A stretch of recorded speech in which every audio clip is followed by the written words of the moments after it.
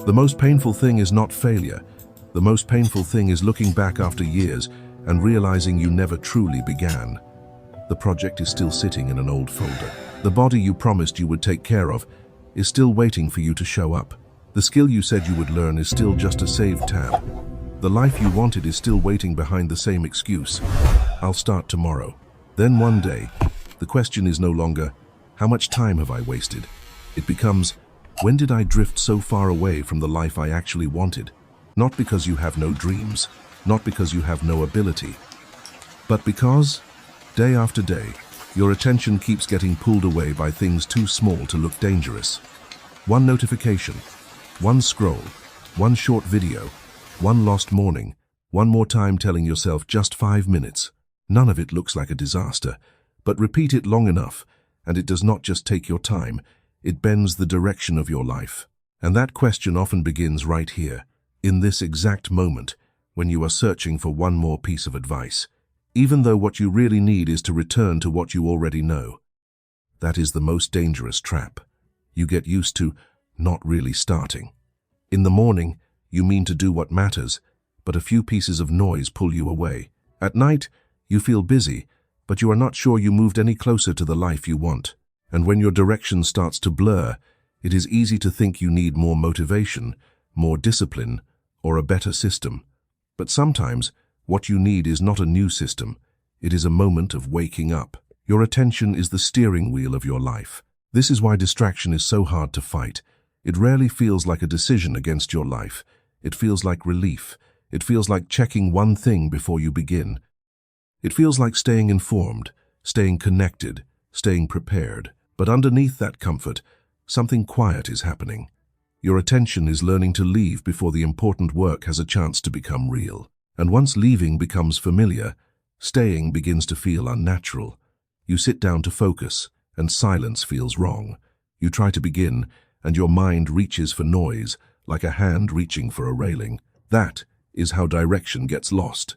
Not because you stopped caring, but because your nervous system learned to run from the very things you care about most. Chapter 1. You might be using learning to avoid taking action. Maybe you are watching this video because you truly want to change. You want to focus more, live more clearly, and escape the feeling that every day is being pulled apart by too many small things. But be honest, maybe even right now, you are not completely here. One part of you is listening. One part is thinking about a message you have not replied to. One part wants to open another tab. One part is already promising, after this video, I'll start taking things seriously. And that is exactly the problem. You do not lack information. You do not lack advice. You do not lack videos about discipline, purpose, habits, or dopamine. Maybe what you lack is the ability to stay with one important thing long enough for what you know to become how you live. There is a very subtle kind of distraction. It looks smarter than watching meaningless content. You watch a video about discipline, write down a few powerful lines, and for a few minutes you feel like you are improving. But the video ends. Tomorrow looks exactly like yesterday, and you go searching for another piece of content to feel that sense of change again. Knowledge that never becomes action is also a beautiful form of distraction. In the Japanese spirit, a philosophy is not meant to be admired inside your head. It has to show up in your hands, in the way you drink a cup of tea, listen to someone you love, put your phone down, and return to the difficult thing right in front of you. So this video is not about a productivity hack. It is about how to reclaim the direction of your life through Japanese philosophy. If this hits home, like the video and comment, what is pulling your attention away from the life you actually want? And if you want to keep using Japanese philosophy to work through modern problems like this, subscribe. But before naming those philosophies, let's look at someone very much like us. Someone who does not lack potential, only the ability to stay with the direction of their life long enough. Chapter 2. One step away from the life he actually wants.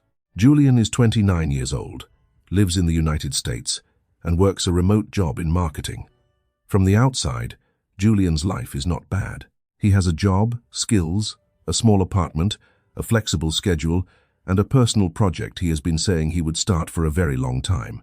On Julian's computer, there is a folder named Studio Launch, an idea for a small design studio.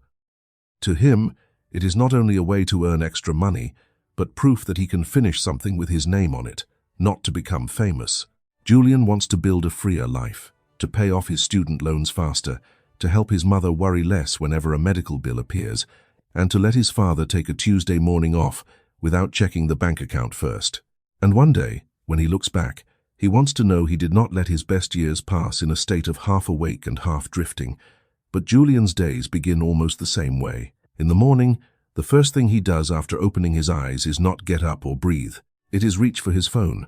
One notification, one email, one Slack message, one short video, one post about someone his age buying a house or launching a company. Then comparison, discomfort, and more scrolling. 40 minutes disappear. Some days, an hour or more. When he finally sits at his desk, he still opens his laptop intending to do important work. But his mind has already been cut into fragments before the day has truly begun. One part on the project, one part on email, one part on the fear that he is falling behind. Then the familiar sentence appears, "Today isn't right. Tomorrow I'll be serious." Julian has been saying that sentence for almost 3 years. But the problem with tomorrow is that it never arrives as tomorrow. When tomorrow comes, it becomes today. The same phone, the same habits, the same old promise. And there is something difficult to admit. Each time he repeats that promise, Julian's trust in himself gets a little thinner. Not because he is incapable, but because he is practicing a habit more dangerous than procrastination, not taking his own promises seriously. You can fail at a project and still keep your self-respect if you truly stepped into it. But when you keep promising and keep retreating, you begin to wonder if you are the kind of person who follows through. That doubt is not loud. It sits under the skin, and it makes every future attempt to start again heavier. Julian is not lazy, and he does not lack ability. He has simply trained himself to abandon his own direction for too long. Knowing you are off course is not the same as turning back. That is what modern distraction does to many people. It does not turn you into a complete failure.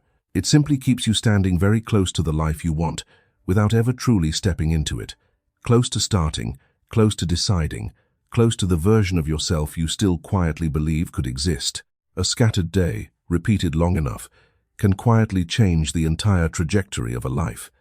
The painful part is that Julian can still see the life he wants. It is not gone. It is close enough to imagine, close enough to talk about, close enough to plan for.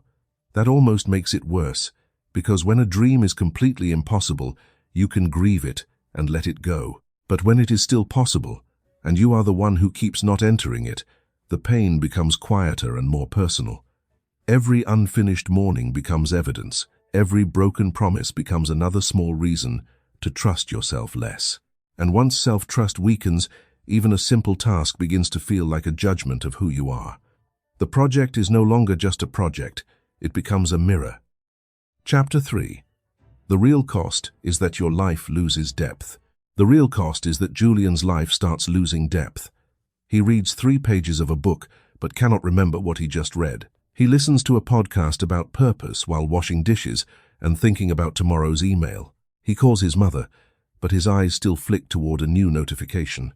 He sits before a beautiful afternoon outside the window, but his mind is trapped inside an argument between strangers online. This is what distraction takes. Not only time, depth.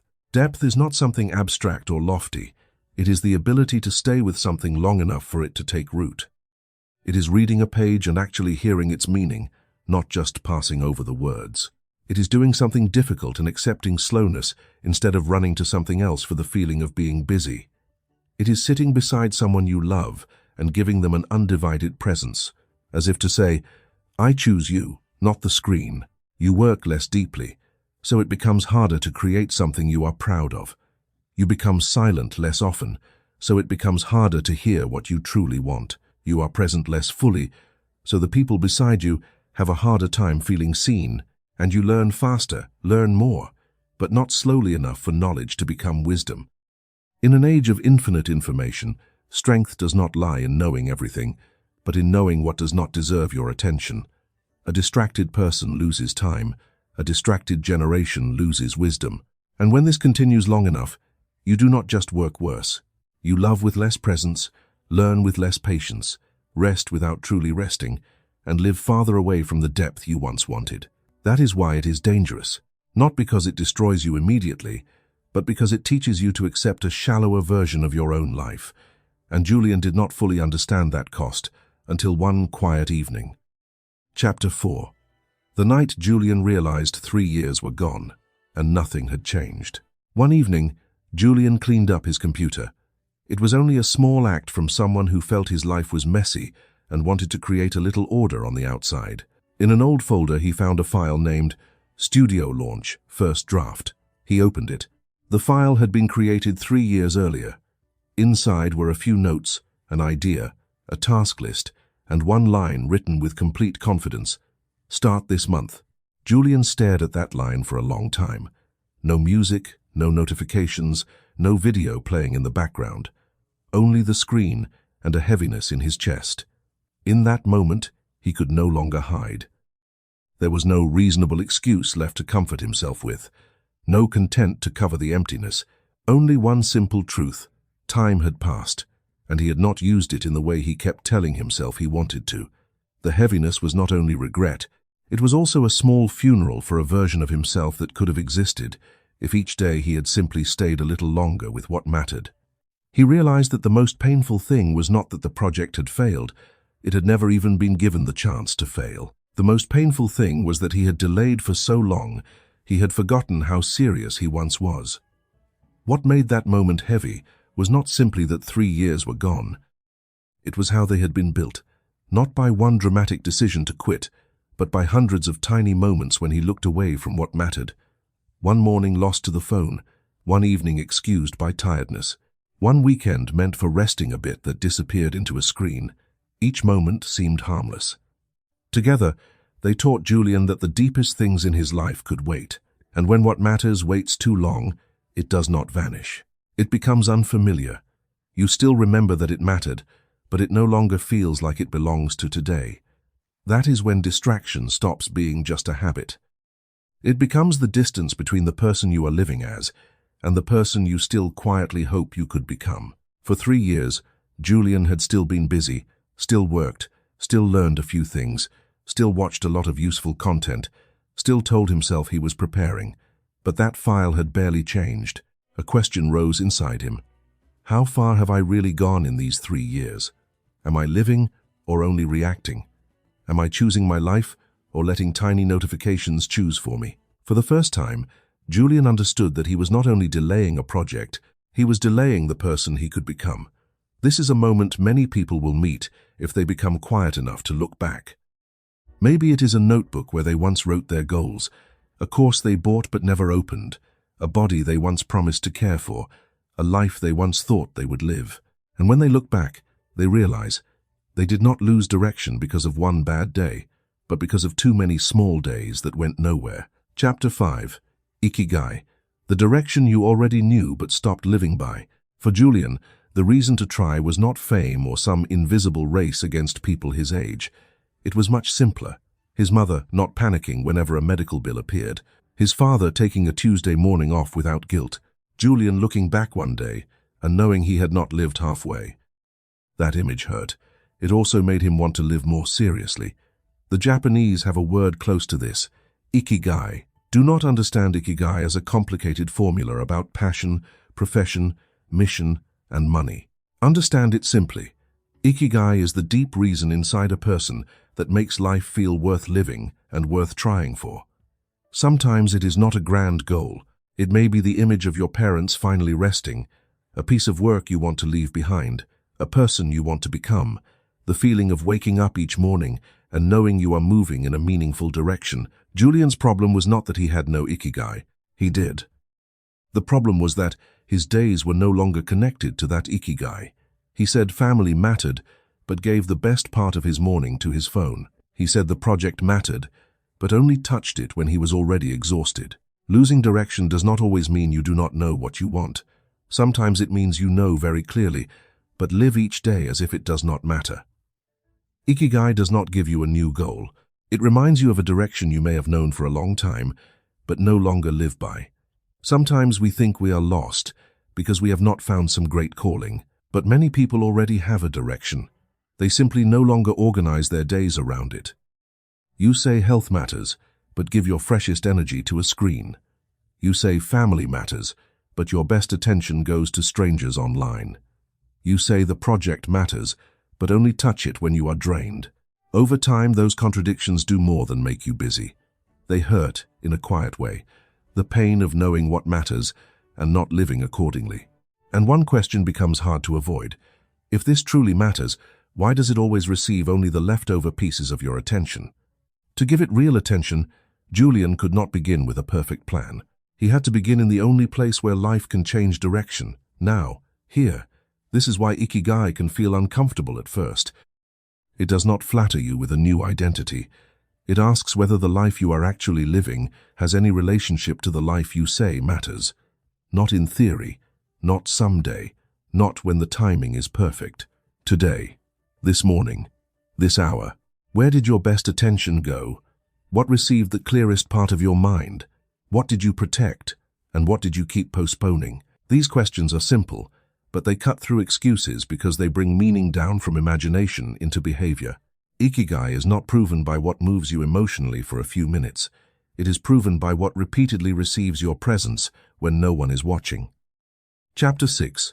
Imakoko. The only moment you can still change direction. When Julian realized he had drifted, his first reaction was to create a big plan, a dramatic transformation that would begin on Monday. But that was another familiar trap. Many people use big plans to avoid small actions. They think they are preparing, but they are really procrastinating in a more serious-looking way. Japanese philosophy does not ask you to change your entire life in one day. It begins smaller, by returning to the present. Imakoko. Now, here. For Julian, Imakoko was not an idea to memorize. It was the moment he caught his hand opening his phone, his chest slightly heavy, his mind searching for a reason to avoid the difficult thing. And then he stopped. You cannot repair 3 lost years inside your head, and you cannot live the next 5 years in advance through imagination. You can only bring your attention back to the present, where one small choice can still change direction. Julian began with a simple question. Where is my attention right now? No judgment, no self-judgment, just asking. When his hand wanted to pick up the phone, where is my attention? When he was talking to his mother but his eyes flicked toward the screen, am I really here? When he was about to delay one more day, if my life can only change direction in the present, what would I do right now? This sounds small, but returning always begins small. An exhausted mind will look for distraction the way it looks for shelter. So Julian did not try to hate himself into focusing better. He simply created a small enough space of quiet to hear himself again. Each time he noticed he had drifted and gently returned, he adjusted the compass inside him, not loudly, not perfectly. Only a little, but in the right direction. This is why the return has to be gentle. If presence becomes another weapon you use against yourself, you will run from it too. But if it becomes a place you can come back to without shame, then every return becomes possible again. You do not need to prove that you never get distracted. You need to prove that distraction no longer has the final word. Chapter 7. Ichigyo Zammai. The one-task rule that pulls your life back. After learning how to return to the present, Julian needed a way to act within that present. Not by doing 10 things at once, or downloading another time management app, but through a very Japanese principle, Ichigyo Zammai. One action, one mind. In the Zen spirit, when you sweep the yard, just sweep the yard. When you drink tea, just drink tea. When you write, just write. When you listen, just listen. Not because those tasks are special, but because the way you do one small thing is also the way you train your mind. Modern life is the opposite. You work with 10 tabs already open, eat with a video playing, rest while still checking messages, talk to loved ones while your hand holds the phone. You live as if the mind must be split into many pieces to be normal. But a life split into too many pieces has a very hard time keeping direction. Julian began a small ritual. Not the whole day, only the first 30 minutes. One important task, one single tab, the phone in another room. No social media, no checking messages, no opening another inspirational video to prepare. Just one task, one mind. The first day felt very uncomfortable. The blank page in front of him made him restless. The silence was heavier than he expected. His hand wanted to reach for the phone. His mind invented dozens of reasonable excuses to stop. Maybe there was an important message. Maybe he needed to check his calendar. Maybe he should watch one more video about how to begin. But Julian stayed. Not perfectly, not beautifully. He simply stayed, and each time his mind wandered, he brought it back. He did not call it failure. He called it a repetition of practice, because focus is like a muscle. Each time you wander and return, you are training it once. Each time you are about to leave, but choose to stay, you are reclaiming a little more control over your life. One task, one mind, one way of taking back the wheel of your life.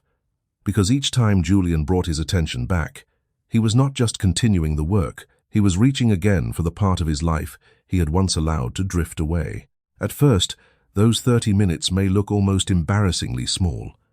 No one will see them, no one will call them a breakthrough. But that is exactly why they matter. They rebuild a private relationship with yourself.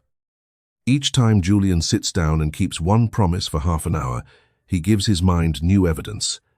I can stay, I can return, I can do what I said I would do, even when it is uncomfortable. That evidence may be quiet, but it is powerful. A person does not regain direction only by finding a bigger dream. Sometimes they regain it by becoming believable to themselves again. Chapter 8. Ichigo Ichie. What matters will not wait for you. One evening, Julian called his mother. She told him about something very ordinary from her day. Nothing big, no special sentence. She was simply talking. Out of habit, Julian's hand started to pull his phone closer so he could check email while listening. But he stopped. A question appeared. Am I really here? And for the first time in a long time, Julian only listened. No empty, No reading notifications while pretending to hear. Just listening. He noticed that his mother's voice sounded different from a few years ago. A little slower, a little more tired, a little warmer, in a way he had not noticed before. The moment was not dramatic, but it hurt. Julian understood that he had missed many moments like this, not because he did not love her, but because he had not been present. In Japanese philosophy, there is a beautiful concept, Ichigo Ichie. Each meeting, each moment, happens only once. Not because you will never meet that person again, but because today's version of you, today's version of them, today's voice, today's light, will never repeat in exactly the same way. You do not have infinite mornings. Your parents do not have infinite years. The person you love does not have infinite time sitting in front of you. Opportunity has no obligation to return just because today you were busy scrolling a little longer. Remembering that life is finite is not meant to make you pessimistic. It is meant to stop you from treating what matters as if it were cheap. Distraction makes us forget this. It makes us live as if everything will wait, as if parents, health, and opportunities will always be there, as if the best version of ourselves can be postponed forever without cost. But life does not stand still waiting for your attention to return. Presence is how you say to life, this moment deserves to be lived. Chapter 9. Kaizen. You do not need to save your whole life, just return one step. After a few weeks, Julian did not become a perfect person. He still sometimes scrolled too long, still had unproductive days, still had distracted mornings. But one thing had changed. Julian no longer thought change was a giant leap. He began to understand the spirit of Kaizen, small improvement every day, not a dramatic reinvention, but one real step, repeated long enough, in the right direction. One day, Julian wrote only 300 words for the project. But they were 300 real words, not notes taken while scrolling, not a plan hanging in his head. Another day, he studied for 25 minutes. Another day, he sent an email he had been delaying for 2 weeks. Another day, he called his mother without checking the screen. These things were too small to show off. No one applauded, no one knew. But the direction of a life is recovered through things like this. Not through one explosive moment, but through small returns repeated over time. And this is why small steps are not small. One day, life will demand your presence, a work opportunity, a conversation that requires courage, a loved one who needs you to truly listen, a major decision that requires a clear mind. That moment will not create who you are. It will only reveal what you have been practicing every day. If every day you practice fragmentation, it will reveal fragmentation. If every day you practice presence, it will reveal presence. 30 minutes today will not change your entire life. But it is training a kind of person, someone who knows how to return, how to choose, how to recognize what does not deserve their attention, and how to stop letting tiny notifications decide the direction of their life. If you want to begin, do not turn it into a challenge to show off. For 7 days, every morning, write one line. What am I trying to move toward? You do not need a perfect answer, only a true image. Parents who can rest, a healthier body, a finished project, a version of yourself you can respect. Kaizen does not ask whether you can change your whole life today. It only asks, can you move one step in the right direction today? And if you can, even one very small step, the compass inside you has already begun to shift. Chapter 10. Rekindle the flame before you forget where you once wanted to go. Focus is like a small flame inside the house of your life. When you care for it, it gives light and warmth. When it burns long enough, you begin to see the room you are in more clearly. What matters, what does not, who needs your presence, which work leads you back toward your Ikigai. But if you neglect that flame, the house does not collapse immediately. It simply becomes colder, darker, quieter. And you get so used to the darkness that you forget the room once had light. Distraction is the same. It does not take your life in one day. It only makes the flame inside you a little smaller. Today you do not notice. Tomorrow you still do not notice. But after enough days, you become used to a life that is colder, darker, and farther away from what once made you want to try. But if distraction can bend your life through small choices, presence can also bring you back through small choices. You do not need to repair your entire past. You only need to not miss the moment that is already in your hands. Distraction is not defined by what you are looking at, but by the direction it is pulling your life. A video can be learning, but it can also be avoidance. A plan can be preparation, but it can also be procrastination dressed up beautifully. The question is not, is this interesting, but where is this pulling me? If you are still listening, ask yourself 3 questions. Where is my attention? Is it pulling me closer to or farther from the life I truly want to live? And today, what is the smallest thing I can do to return? Do not wait for a perfect version of yourself. Do not wait for a less busy day. Do not wait for inspiration. Put the phone in another room. Choose one task. Do it fully, not to become more productive, but to prove to yourself that you can still return. Your life did not drift off course in one day. And it does not need to be saved in one day. What matters is that right now, you can still choose to be here. And this is the mercy inside the whole message. If your life was bent by small choices, it can also be straightened by small choices. You do not need a dramatic personality change to begin returning. You need one honest moment where you notice the pull, pause before obeying it, and place your attention back where your deeper life is waiting. At first, it may not feel powerful. It may feel too small to matter. But small is exactly where your direction was lost, and small is where it can be recovered. A life is not usually reclaimed through one heroic act. It is reclaimed through repeated moments when you stop abandoning yourself. Because if you can still choose one task, give it your full mind, and take one small step toward the life you truly want, then you are not lost. You are returning.